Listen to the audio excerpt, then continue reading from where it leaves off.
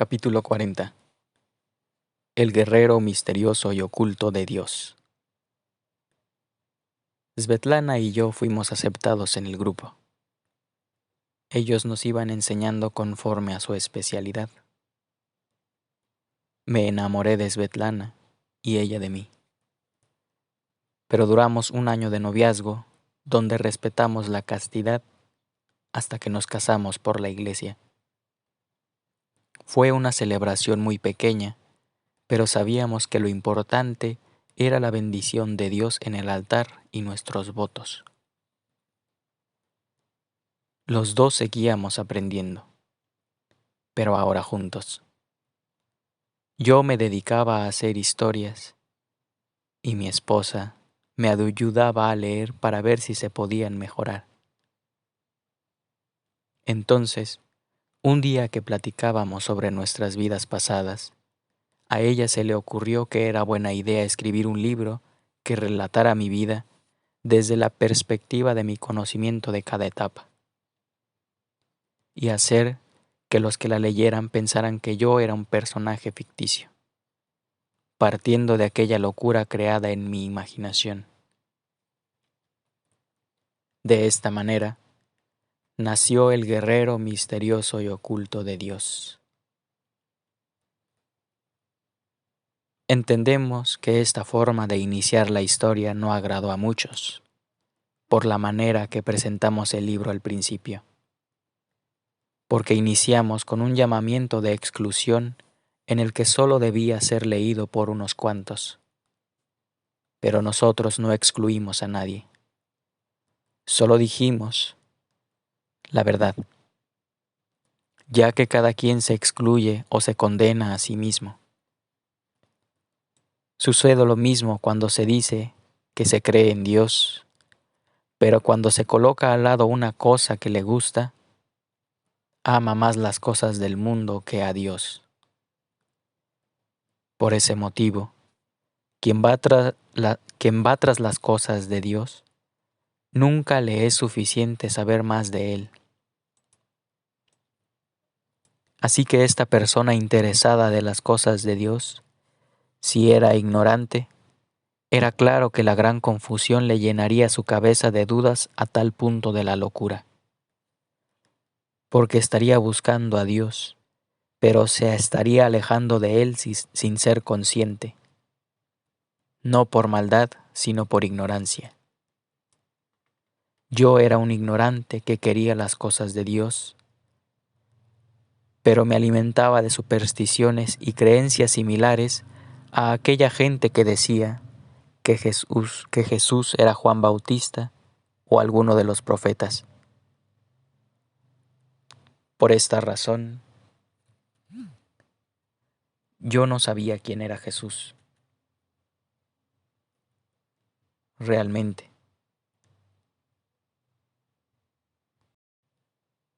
Su imagen era dibujada de manera distorsionada por sofistas, mentirosos e ignorantes.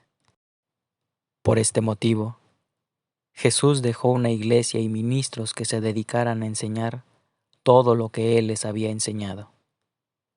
Solo hay que entender la orden y la autoridad. En cambio, el mensaje para el que sabe las cosas de Dios, pero que no cumple el mandamiento de enseñar, es hacerle ver el poder y el peligro de las historias. Querido cristiano instruido, debes saber que las historias han sido parte fundamental para transmitir valores, enseñanzas e ideas. En la actualidad, hay una herramienta analítica llamada semiótica que estudia los signos y los símbolos. Las historias, por lo tanto, desde este postulado filosófico, contienen signos que las personas pueden reconocer o no y construir por medio del lenguaje oral o escrito todo un mundo proveniente de la imaginación de otra persona. Pero previamente, la persona que recibe la historia debe conocer el signo o símbolo para entender el mensaje. De lo contrario, estará creando un nuevo signo. En palabras corrientes, otra cosa. Para ilustrar la importancia de la correcta transmisión y preservación de los signos, tomemos como ejemplo lo que sucedió con un signo inexistente en materia que pasó a ser existente en la imaginación y después existente de forma inanimada, y que después pasó a contener una serie de historias para darle más significados y pasar a ser animada por medio de las pantallas. Y todo a partir de un error en la comunicación. Estoy hablando de los unicornios. Una persona que viajó al continente africano vio un rinoceronte, pero como no se había visto antes, al momento de querer comunicar lo que había visto, tuvo que recurrir a signos, es decir, cosas que sabía que las personas de su continente conocían. Por lo que para describirlo, dijo: vi un animal grande, parecido a un caballo, con un cuerno en la frente. Y a partir de esa descripción nace el unicornio. Desde este postulado se puede pensar que desde la abstracción se pueden crear dioses. Y es cierto. Solo se aplican atributos conocidos que superan al poder del hombre, siempre inclinados a lo que se sabe de las cosas que constituyen un dios y las cosas que demanda un dios. De esta forma, también podemos llegar a saber en dónde se manifestó el Dios verdadero. En un punto de la historia, en un lugar geográfico específico donde todos los dioses tenían rostro, hubo uno que no tenía. En otro punto de la historia, donde había otros dioses que se elevaban en la riqueza, Dios Hijo se engendró y se hizo hombre, naciendo en una familia pobre. El Rey y Creador del universo, el más poderoso, el que los judíos esperaban para destruir a sus adversarios, llegó no para cambiar la situación política del mundo, sino los corazones de los hombres. El error común que se suele cometer en la filosofía con respecto a Dios es meter al Dios verdadero en el mismo saco que a los falsos.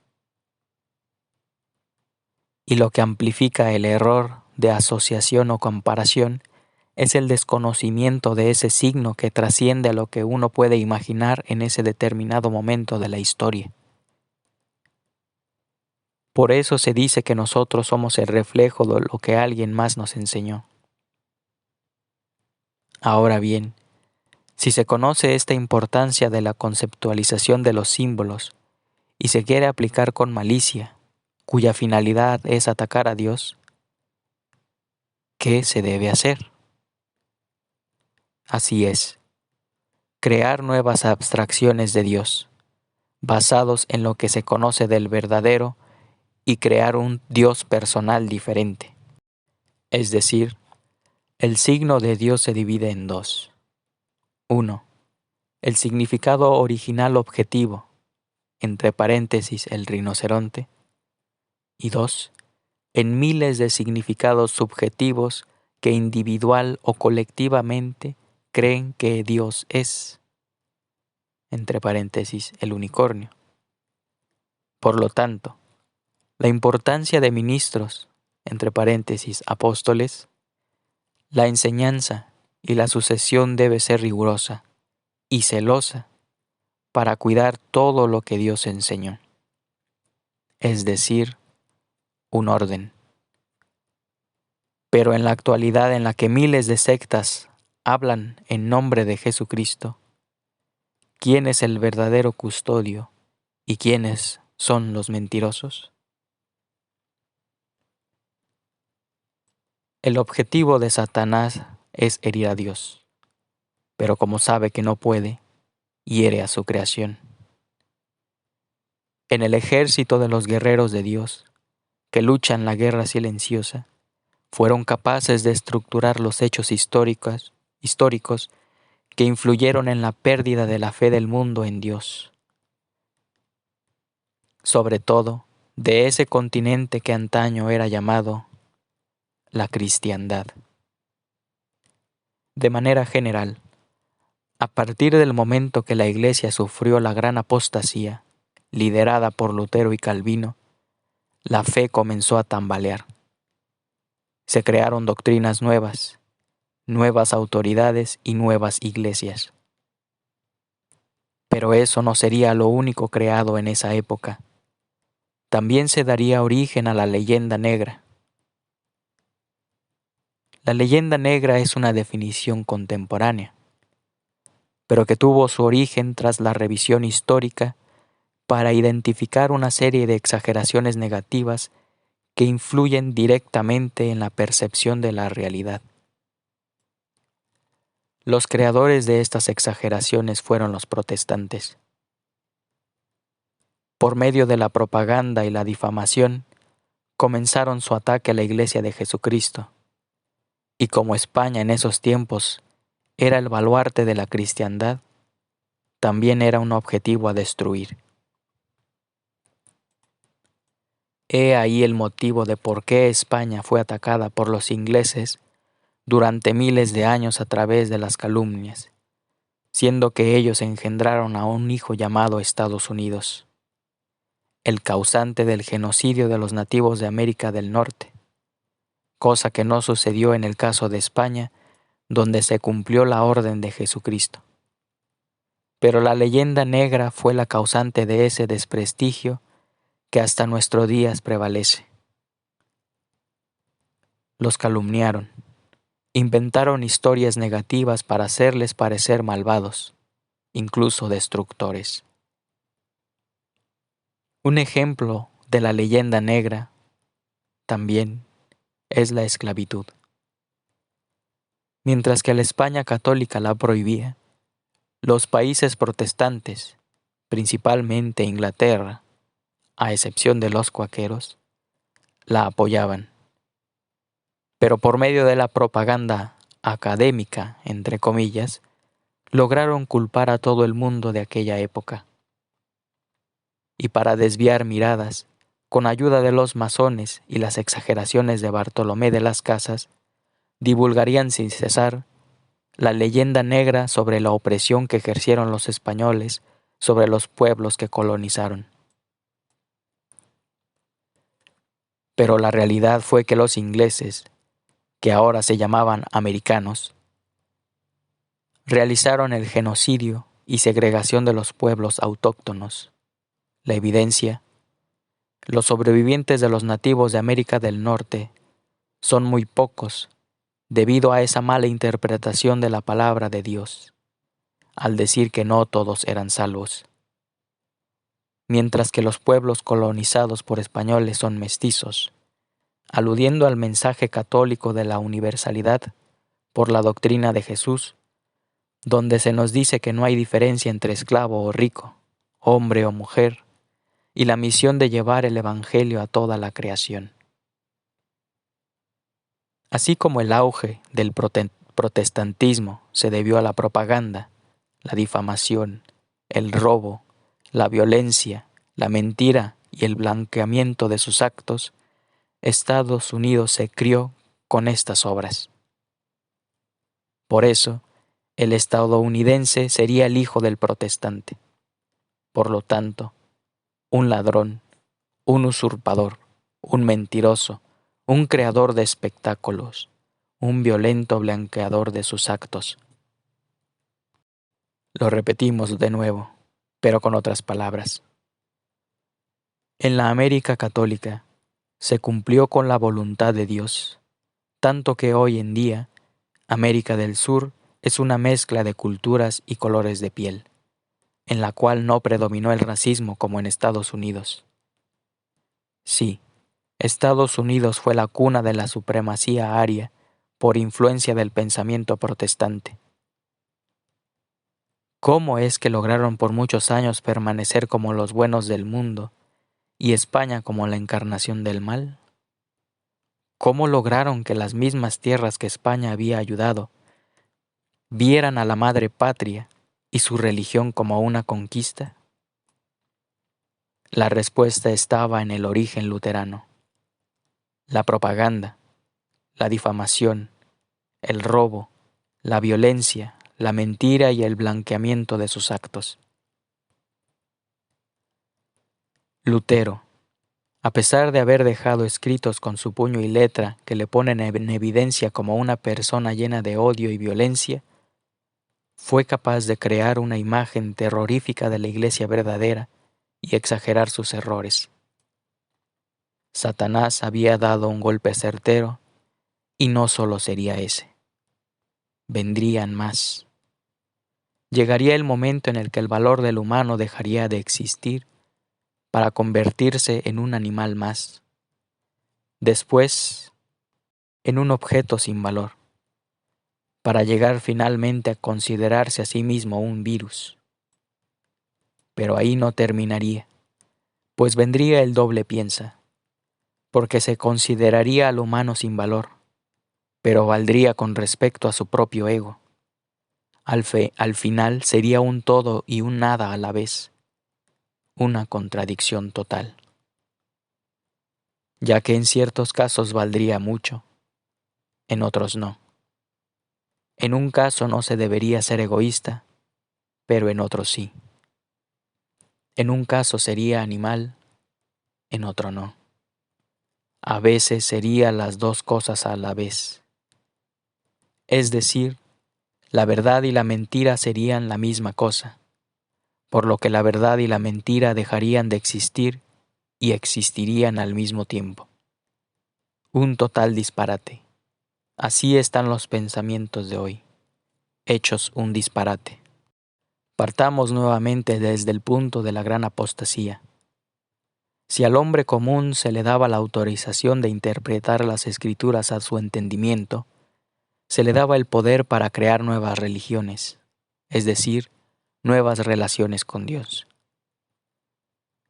Si muchas personas veían el dogma como algo negativo, lo nuevo sería visto como algo bueno, pero sabemos que algo nuevo no siempre es bueno.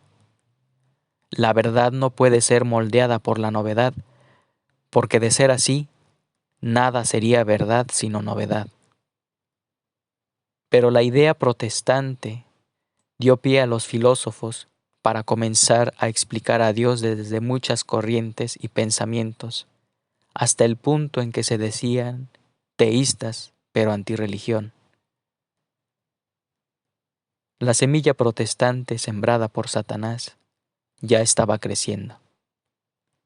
El odio a la Iglesia de Jesús aumentó desmesuradamente y los violentos de boca larga, pero de piel muy fina, dieron inicio a la masacre de los reyes de Francia, dando inicio a la jornada sangrienta de la Revolución Francesa y sus matanzas a cristianos católicos.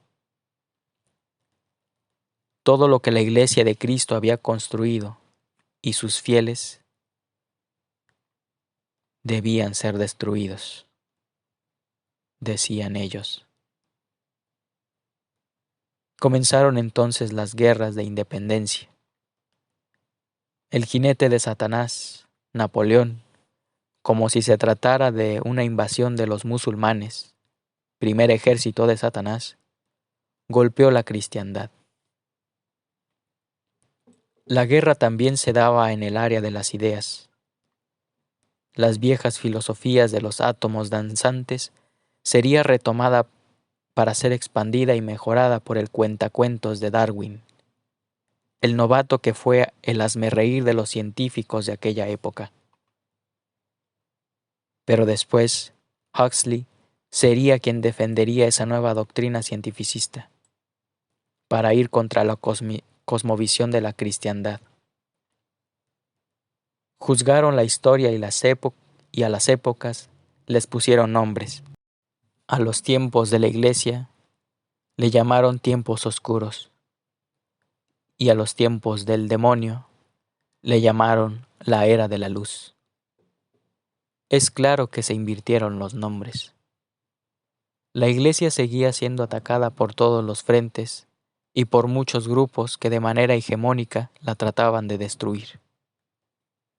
Era atacada por todos: los protestantes, los masones, los intelectuales, entre comillas, y ahora el pueblo guiado por ese nuevo orden social llamado comunismo. Nuevamente por medio de la violencia trataron de destruir la Iglesia, dando pie a las miles de muertes y expropiaciones de tierras de la Iglesia. Después se dieron cuenta que mientras más atacaban a la Iglesia de manera física, se volvía más fuerte. Entonces vendría el ataque no violento. Se dieron cuenta que las comodidades y placeres, se dieron cuenta que con las comodidades y placeres ya no necesitarían a Dios, y así pasó. Los anticonceptivos dieron paso a la entrega al placer y la cosificación de las personas. Las doctrinas de Asia serían expandidas por la cristiandad, por lo que la mezcla de todo ya estaba dando sus frutos. Las filosofías habían ido del entendimiento de Dios a la destrucción de Dios, del entendimiento del hombre a la destrucción del hombre, del entendimiento de la realidad a la destrucción de la realidad. Todo parecía estar marchando muy bien, hasta la llegada de un papa, el Papa San Juan Pablo II, que frenaría el avance de todos estos movimientos apoyados por Satanás. Pero eso solo representó una pequeña victoria, porque Satanás sigue trabajando todos los días y sigue usando sus viejos métodos, sus viejas creaciones, pero siempre alentará nuevos métodos y nuevas creaciones, sabiendo que no puede destruir la Iglesia como no puede herir a Dios. Entonces tratará de condenar a la mayor cantidad de personas.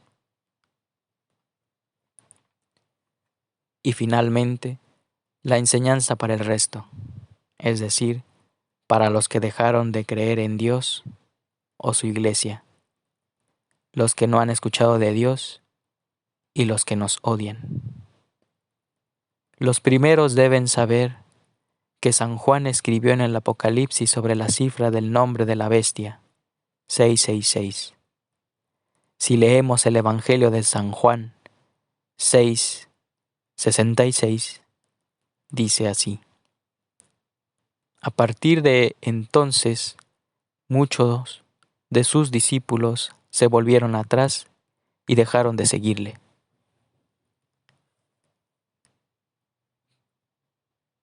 Dada esta cita, el nombre que llevan marcado en la frente es apóstata, porque habrán hecho lo mismo que Satanás.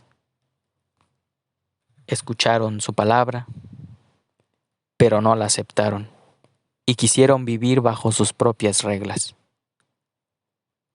Pero esa es su decisión.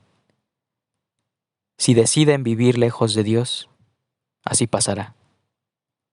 Lean ustedes el Evangelio de San Mateo capítulo 13, desde el versículo 1 al 50, para entender cómo Jesús por medio de parábolas nos da a entender las consecuencias de la decisión de no aceptar la invitación. Si deciden regresar, sepan que Jesús siempre los espera. ¿Cómo lo sabemos? Lean el Evangelio de San Lucas capítulo 15, del versículo 1 al 32. A los que no han escuchado de Dios, bueno, ahora han escuchado de Él, y el hubiera no existe. Si se preguntan por los que no escucharon y murieron, recuerden que Jesús descendió al lugar de los muertos a predicar a los que estaban ahí detenidos. Por eso, quien escucha en la tierra no tiene excusa. Y por último, a los enemigos que odian a Dios y a los cristianos, sepan primero que su odio lo pagamos nosotros con amor. Y sepan otra cosa, el diablo cumple parcialmente sus promesas, pero comúnmente nunca lo hace, por lo que trabajar para ese mentiroso solo les hará daño. Y en segundo, recordarles lo que dijo Jesús cuando fundó su única y verdadera iglesia en Mateo 16:18.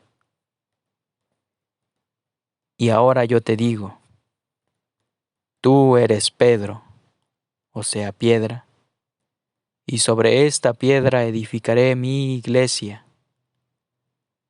Los poderes de la muerte jamás la podrán vencer.